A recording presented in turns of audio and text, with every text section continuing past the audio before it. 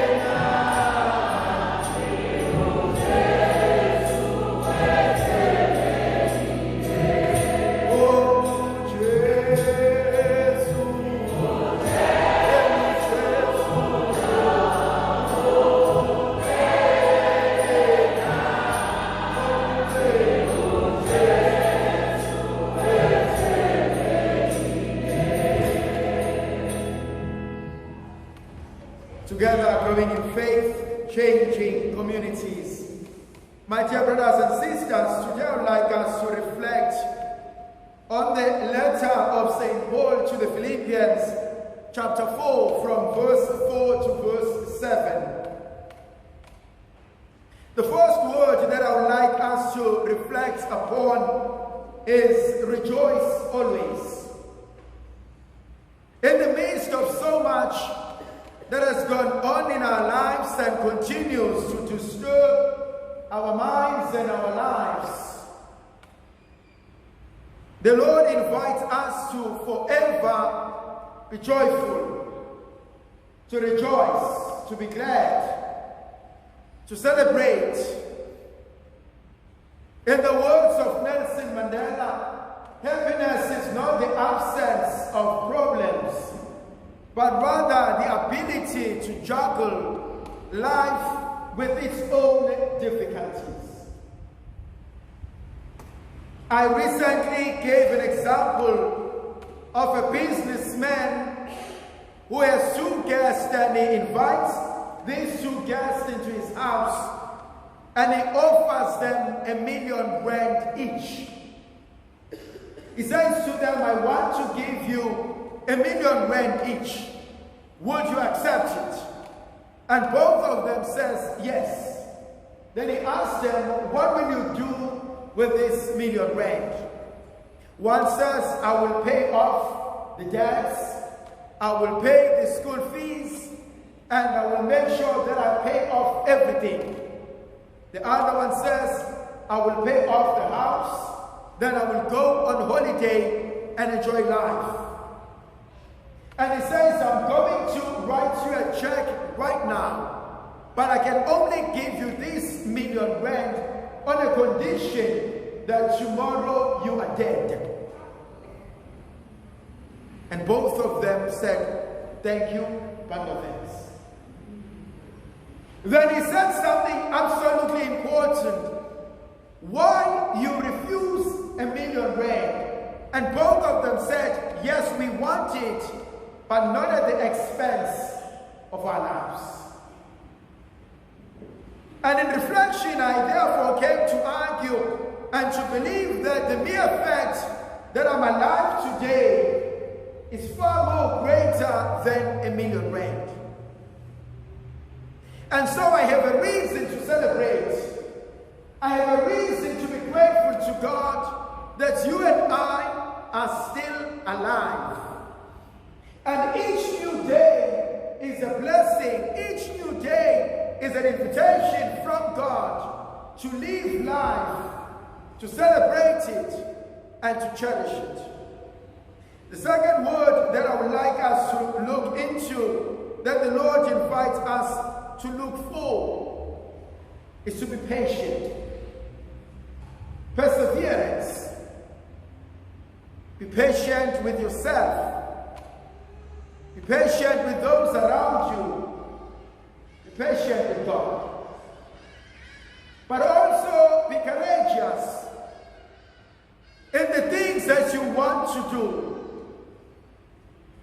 Not everybody has the same insights that you have. Not everybody will see things in the manner in which you see them. Not everybody is going to believe in the dream that God has planted in your heart. And if you're going to wait for everyone to agree with you, you will never do anything in life. Be courageous. Take a risk. Take a chance. See a gap and go for it. Nobody grows in their comfort zones. If I am in my comfort zone, that means I am not growing. If I want to grow, if I want to become something and someone in life, I need to associate myself with men and women who challenge my thinking, who challenge how I do things, who are critical, who invite me to have what I call a crucial conversation, that we are able to go beyond the norm, that we are able to struggle with ideas and eventually come up with a greater truth in life. The third principle that I find absolutely important, the Lord is with you. Emmanuel, God is here. There are moments in life when we feel that I'm alone. There are moments in life where we feel God does not care. There are moments in life when we feel we have failed. But I want to give you the assurance that God is still here. The fourth point that I would like you to keep: have no fear. Do not be afraid. There is absolutely no need to be afraid of tomorrow, because the God of today is the same as God of tomorrow. The one who sustains you now will continue to sustain you in the future. The God of the mountain is still the same God of the valley. The God in plentiful is still the same God in abject poverty. Do not be afraid. Jean Paul says, dear young people, do not be afraid of opening your hearts to God. For God will not take anything away from you. He only wants to fill your lives and your hearts with his blessings. The last point that I would like to share with you, in all that you do, remain connected with God in prayer. Pray always. Prayer is not some sort of magic. Prayer is not the twisting of the arm or the hand of God.